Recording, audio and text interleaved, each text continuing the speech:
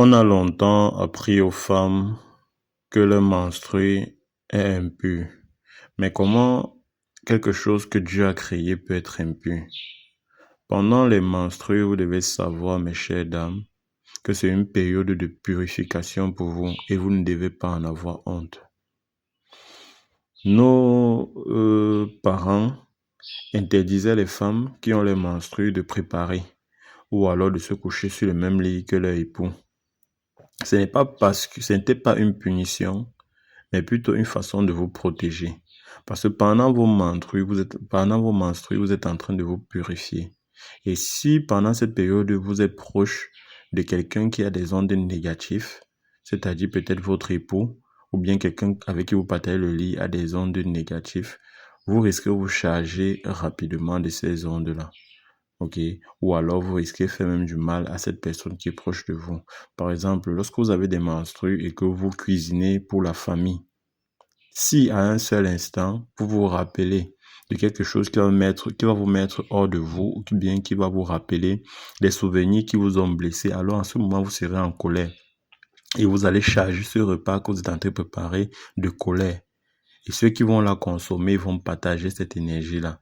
Ils seront également en colère et ils vont subir ce que vous avez eu dans vos pensées comme punition à infliger à ceux qui vous ont fait du mal.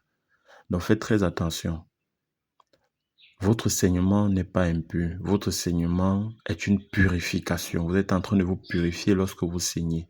Une femme qui saigne sans blessure veut tout simplement dire qu'elle porte la vie en elle. Alors c'est un don que Dieu vous a offert. Vous ne devez pas en avoir honte. Vous devez faire attention lorsque vous jetez vos serviettes hygiéniques.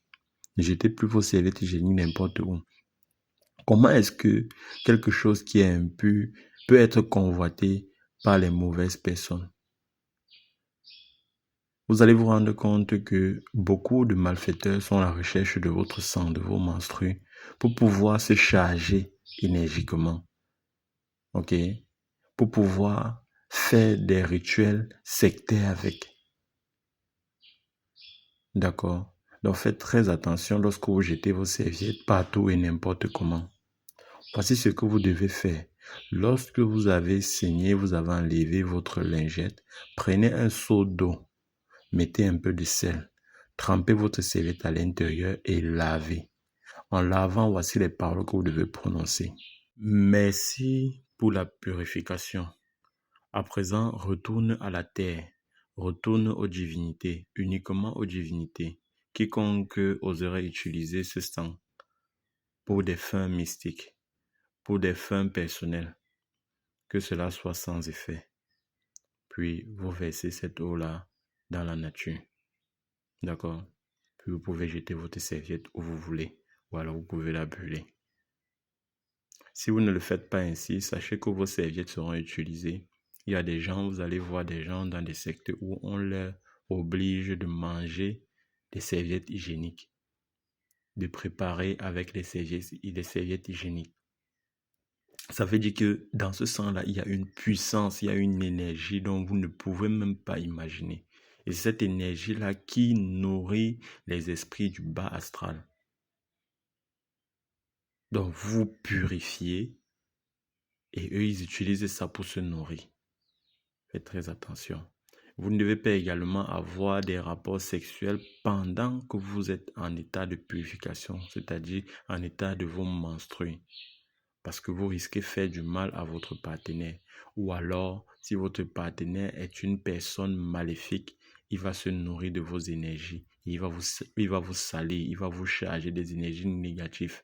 Voilà pourquoi vous allez voir qu'il y a des hommes, si vous constatez qu'il y a des hommes qui veulent entretenir des rapports sexuels avec vous uniquement quand vous êtes en période féconde, vous êtes en période de menstrue, il y a des hommes qui aiment ça. Avoir des rapports sexuels avec des femmes qui sont en plein menstru. Ils savent ce qu'ils font. Ils veulent se nourrir de ce sang-là et vous charger des ondes négatives. Vous allez vous rendre compte que si vous l'avez déjà fait une fois, vous aurez beaucoup de blocages dans votre vie. D'aucuns vont le faire pensant que c'est un fantasme. Non, Parfois, celui qui demande, l'homme en face de vous qui demande à avoir des rapports sexuels avec vous pendant vos menstrues, c'est ce qu'il est en train de faire. Il veut se charger et il veut vous salir. Ok? Donc faites très attention. Par contre, si c'est votre homme à la maison avec qui vous avez passé beaucoup de temps ensemble, vous vous êtes mariés ensemble légalement, traditionnellement, ok? Et que vous êtes sûr, vous avez confiance en lui. Par contre, pendant cette période, vous pouvez entretenir des relations sexuelles avec lui pour agrandir son empire, pour faire évoluer son entreprise. C'est-à-dire, pendant les rapports sexuels, vous devez méditer pendant qu'il est en train de vous pénétrer. Je charge mon époux de tout onde positif qui lui permettra d'évoluer dans son entreprise, de toujours briller. Et vous, l'homme qui est au-dessus de votre femme pendant ses menstrues, vous devez demander ou bien vous devez dire je reçois. C'est-à-dire vous devez être consentant. Donc vous devez en parler avec votre partenaire. Que, ok, après cette vidéo, je vous exhorte d'éduquer vos enfants filles, de leur expliquer ce que leurs menstrues peuvent causer de bon ou de mauvais. Vous devez également causer avec votre partenaire, lui expliquer que pendant vos rapports sexuels, vous pouvez le salir, tout comme vous pouvez le bénir. Et s'il souhaite la bénédiction, vous devez, pendant ces rapports sexuels, prier ensemble, avoir les mêmes pensées. Personne ne doit chercher à vouloir duper l'autre, sinon vous allez vous faire du mal.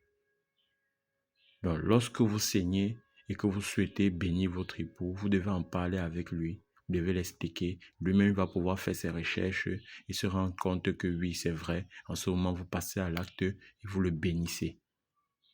Parce que ce sang-là, c'est la vie. Ce sang-là, c'est l'énergie divine. Ok? Vous allez le charger avec et vous allez voir comment il va prospérer dans ses entreprises. Voilà. Donc, j'ai profité pour vous donner aussi une astuce. C'était un enseignement, mais j'ai profité également pour vous donner une astuce. Faites très attention à vous, au TEP.